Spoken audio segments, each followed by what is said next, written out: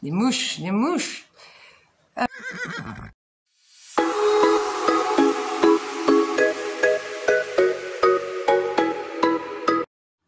Salut à tous, aujourd'hui on se retrouve pour une nouvelle vidéo et aujourd'hui on va pas parler cheval, on va pas parler âne, on va pas parler mule, mais on va parler chien. Alors aujourd'hui j'ai envie de vous expliquer comment j'ai organisé les sauvetages de 2 chiens qui sont à l'heure actuelle en France. Je vais vous expliquer en première partie comment je les ai sauvés et en deuxième partie comment ils sont partis et donc du coup les démarches nécessaires à faire pour qu'ils puissent rejoindre la France. Je veux faire un petit disclaimer tout de suite. Je ne suis pas là pour faire adopter les chiens du Maroc et tous les chiens de la rue en France. Je sais très bien qu'en France les SPA sont pleines. J'ai été moi-même bénévole dans certaines SPA. Les refuges sont pleins, les fourrières sont pleines. Il y a pas mal de maltraitance aussi. Donc moi je vous invite aussi à aller adopter en France. Après si vous pouvez nous aider et que vous avez envie d'adopter au Maroc, mais bienvenue. Mais voilà, regardez aussi en France parce qu'en France il y a beaucoup de chiens qui ont besoin aussi de vous quoi. Mais voilà, moi, la seule solution pour moi à l'heure d'aujourd'hui, c'est de faire adopter en Europe, puisque les Marocains, en fait, ne veulent pas adopter des chiens de la rue, ils veulent adopter que des chiens de race. Et donc, du coup, c'est hyper compliqué, quoi. Après, là, il y a des démarches qui sont faites par l'État, où je pense que la condition des chiens va changer au fur et à mesure. Et je l'espère du plus profond de mon cœur, parce que c'est pas drôle de voir des chiens errants partout, de voir des chiens aussi qui ont des accidents, etc. C'est pas drôle pour tout le monde, que ce soit pour la population, que pour tout le monde. Donc, et n'espérons vraiment que l'État fasse quelque chose. Et là, normalement, c'est parti pour. On l'espère, on y croit. Et voilà. Et même d'ailleurs, si on peut aider aussi dans ce sens-là, moi, franchement, je suis la première parce que voilà, c'est aussi essayer de régler le problème. Parce qu'il y a trop des chiens dans les rues, amènent des maladies, amènent de l'insécurité, amènent voilà, c'est quand même compliqué quoi. Donc, revenons-en à nos moutons, ou plutôt nos chiens en fait.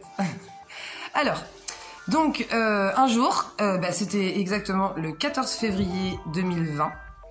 2020 ou 2021 ? Non, 2020. Non, 2021. Non, 2021, pardon. Quand je vous dis que j'ai vraiment un grand problème au niveau des dates, moi, mais c'est vraiment depuis que j'habite au Maroc, je sais plus dans quelle date on est, c'est un truc de fou. Bon, revenons-en à nos chiens. Alors, donc c'était le 14 février 2021. 14 février, c'est facile, c'est le jour de la Saint-Valentin. Donc je sors dans la rue et j'ai mon petit voisin qui est adorable comme tout, qui vient me voir et qui me dit viens voir. Et donc je vais avec lui et en fait il y avait les enfants du village qui étaient en train de jouer avec des petits chiots, mais des petits chiots comme ça, vraiment. Et ils étaient en fait en train de les monter dans des oliviers, dans les arbres et ils les accrochaient dans des arbres quoi, genre sapin de Noël quoi. Et moi j'ai vu ça tomber, je me suis énervée tout de suite, donc j'ai récupéré les chiens, j'ai expliqué aux enfants qu'il fallait pas faire ça et tout. D'ailleurs ils ont pas recommencé. Hein. Puis c'est 2 petits chiots là et j'ai dit mais ils vont jamais s'en sortir ceux-là encore quoi.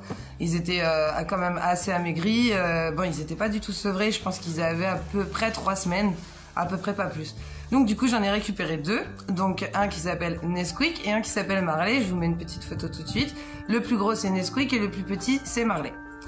Marley, à l'heure d'aujourd'hui, est en France et Nesquik est encore avec moi et il est à l'adoption.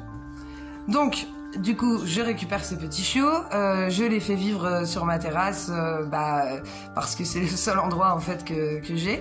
Donc, du coup, j'ai une salle de bain qui est en travaux, donc du coup, je leur ai installé un panier dans la salle de bain et en fait, ils ont passé toute leur enfance là, jusqu'à temps qu'ils soient vaccinés. C'est par la primo-vaccination, puis après, j'ai fait la vaccination. Entre-temps, donc j'avais récupéré ces 2 petits chiots, je les mets sur ma terrasse et là j'ouvre ma porte et en fait 2 semaines avant à peu près j'avais entendu parler qu'il y avait une chienne à 3 pattes qui se baladait dans Taroudante, mais voilà j'avais cherché un petit peu mais voilà j'ai pas trouvé. Et ce matin-là, en fait, j'étais au travail et quelqu'un passe et m'explique m'explique qu'il y a cette chienne à 3 pattes et tout. Je dis oui mais écoute, je suis désolée, je l'ai cherchée mais je l'ai pas trouvée. Je dis si tu la trouves, appelle-moi. Ok. Bon, moi je repars, je rentre chez moi à midi pour manger. Et puis là, j'arrive devant chez moi et qui c'est que je trouve devant la porte? Mademoiselle Astal, la 3 pattes, noire, qui est adorable comme tout et qui me saute dans les bras comme si elle m'avait toujours connue, alors que les chiens errants sont hyper peureux et normalement ils ont pas du tout un comportement comme les chiens français, à nous sauter dessus, à être contents, voilà. Ils se méfient quoi, et puis bon, ils ont raison aussi quoi. Donc, voilà, du coup, en fait, elle m'a pas trop laissé le choix, quoi, donc j'ai ouvert la porte. Et puis le jour même, j'ai pris des photos, je les mis sur Facebook. Et là, une de mes copines longue amitié a vu les photos et elle m'a dit, écoute, j'ai besoin de réfléchir. Il y a du vent là, il y a du vent. Il y a toujours quelque chose, c'est pas les mouches, c'est le vent. J'ai dit, écoute, laisse-moi le temps un petit peu de réfléchir parce que j'ai déjà un chien. Mais du coup, je voudrais bien quand même en adopter un deuxième et surtout, je voudrais faire un sauvetage, quoi. Donc, du coup, je lui ai expliqué toutes les démarches à faire, je lui ai laissé le temps de réfléchir et puis elle m'a rappelé, elle m'a dit, écoute, Hello, j'ai craqué, je la veux, je la prends. Je dis bon, ok, maintenant on va s'occuper de toutes les démarches parce que c'est impossible d'envoyer le chien, on le sauve aujourd'hui, le lendemain on l'envoie en France, c'est impossible. Ça se fait pas comme ça. Il y a beaucoup de papiers à faire et c'est normal. Ici, on est dans un pays où les chiens ne sont pas vaccinés et il peut malheureusement avoir des cas de rage, même si c'est rare, mais il peut y en avoir quoi. Donc, ou alors même aussi des caries, des parvots, voilà. Après c'est les mêmes maladies qu'en France, mais ici elles sont plus développées puisqu'il n'y a pas beaucoup d'animaux qui sont vaccinés malheureusement. Enfin, en tout cas les animaux des rues ne sont pas vaccinés. Donc moi je me retrouve chez moi avec 3 chiens de plus, sachant que j'en ai déjà 4. J'avais Happy, j'avais Yuki, j'avais Lucky et j'avais Bella. Et là je me retrouve avec Astal en plus et les 2 bébés sur la terrasse. Donc voilà, du coup j'ai sevré les bébés avec du lait en poudre et puis je les ai habitués à manger des croquettes. Donc ils ont eu leur primo-vaccination, après ils ont eu leur vaccin. Astal aussi a été vacciné du coup le même jour et 1 mois après ils ont eu leur rappel. Après il a fallu faire la puce électronique et après il a fallu faire la sérologie. Alors, la sérologie, qu'est-ce que c'est? La sérologie, c'est une prise de sang pour savoir combien le chien a d'anticorps contre la rage. Donc, cette prise de sang, elle se fait quelques temps après la vaccination. Et après, on envoie en fait la fiole de sang par comment ça s'appelle? Par transport. On envoie la fiole de sang par transport en France, qui va jusqu'au labo. Enfin, moi, je travaille avec le laboratoire du Mans, mais il doit y en avoir d'autres. Je travaille avec le laboratoire Innovalis. Et donc du coup ça part au Mans en France et donc après nous d'ici on paye sur internet, donc on paye quand même 96 €, donc 970 dirhams. Voilà, du coup nous on règle de France par internet et à peu près 15 jours, 3 semaines après on a la réponse. Et si le taux d'anticorps du coup et s'il y a assez d'anticorps, le chien peut voyager vers la France sans souci. Par contre, il faut savoir quand même qu'il y a une quarantaine. Alors, cette quarantaine n'est pas du tout comme on pourrait le croire dans une cage pendant 40 jours. Non, ce n'est pas ça du tout. La quarantaine, elle se passe, moi, par rapport à moi, elle s'est passée chez moi. C'est-à-dire que les chiens, ils sont restés chez moi à vivre comme d'habitude. Eux, ils n'ont pas senti la différence. Donc, cette quarantaine, elle commence à partir du jour de la prise de sang de la sérologie. Et donc, c'est une quarantaine de 3 mois.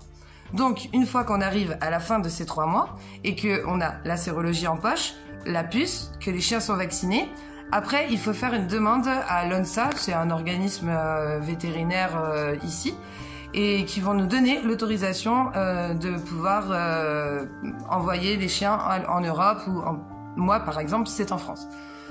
Moi, j'ai de la chance parce que c'est mon vétérinaire qui s'en occupe. Donc voilà, j'ai juste à signer les papiers et voilà, on met les carnets de vaccination et c'est bon. Par contre, du coup, après, maintenant, il faut voir comment on fait pour les faire voyager les chiens. Donc, il y a 2 solutions. Il y a soit par la route, soit par l'avion. Moi, j'ai fait les 2. Par la route, j'ai trouvé quelqu'un qui a un camping-car et qui a bien voulu remonter une des chiennes il y a quelques années, où ça s'est très très bien passé. Et la deuxième solution, c'est l'avion. Alors, l'avion, c'est bien, mais alors, ça coûte cher. L'avion, le problème aussi, c'est qu'il faut une cage.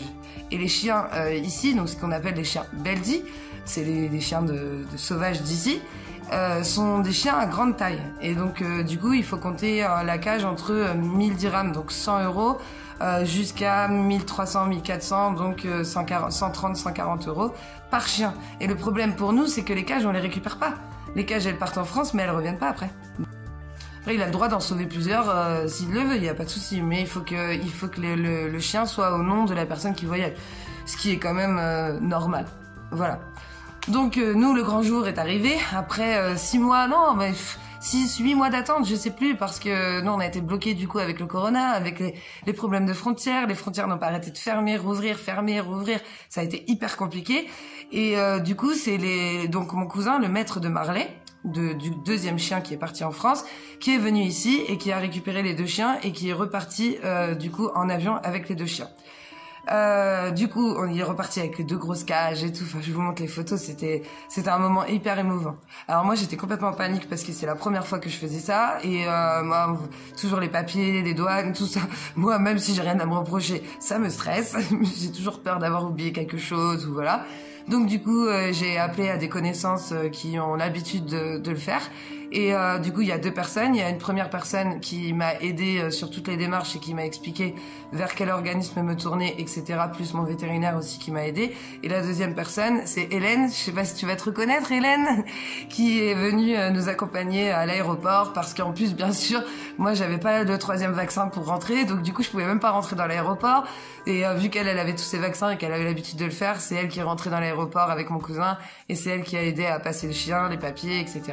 Et donc ça s'est très très bien passé avec les 2.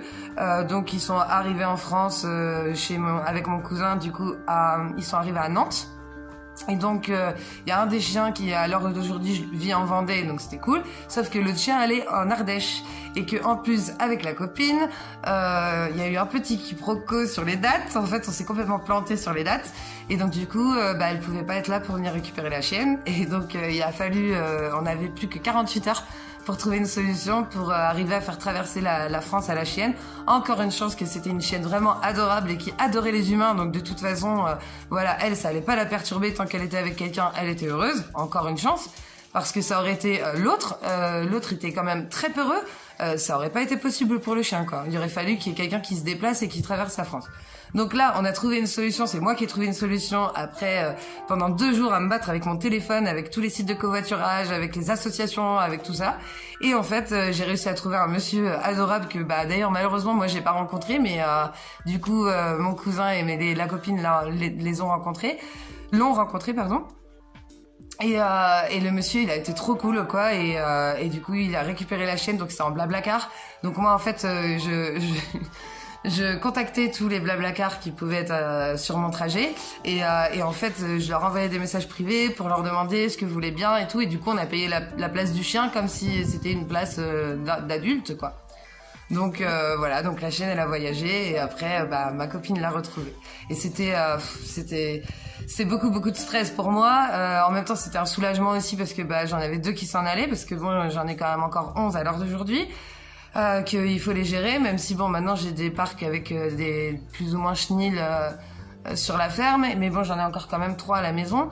Voilà, moi les chiens c'est bien, mais au bout d'un moment, c'est beaucoup, quoi. Quand on en a 1, 2, ça va, mais quand on commence à en avoir 11, 10, 20, enfin, c'est compliqué, Donc voilà, donc à l'heure d'aujourd'hui, j'ai régulièrement des nouvelles, puisque c'est une amie proche et en plus, c'est de la famille. Donc du coup, j'ai souvent des nouvelles et les chiens vont très bien. Il y en avait un, Marley, qui à la base n'avait pas le droit au canapé, mais je crois que il y passe toutes les nuits maintenant, donc ils se sont bien habitués à la vie française. Alors maintenant, je pense que je vous ai pas mal expliqué les démarches, je vous ai pas mal expliqué comment ça se passait. Par contre, au niveau du dressage des chiens et tout, moi je trouve que c'est assez... Ça va, c'est des chiens qui sont assez peureux, mais une fois qu'ils ont la confiance avec vous, et puis bon, ils savent qui c'est qui les a sauvés, hein. C'est vraiment... voilà. Donc du coup, ça se passe bien, quoi. Faut faire un peu de dressage, hein, comme avec tous les chiens. Mais voilà, moi je trouve qu'ils sont bien à l'heure actuelle. Alors j'espère que cette vidéo vous a appris des choses. J'espère aussi que il y aura peut-être des gens qui auront envie de se lancer. Moi en attendant, je vous dis à bientôt pour une nouvelle vidéo. Ah oui, j'allais oublier, surtout n'hésitez pas à vous abonner, mettez-nous un petit pouce bleu et ciao ciao.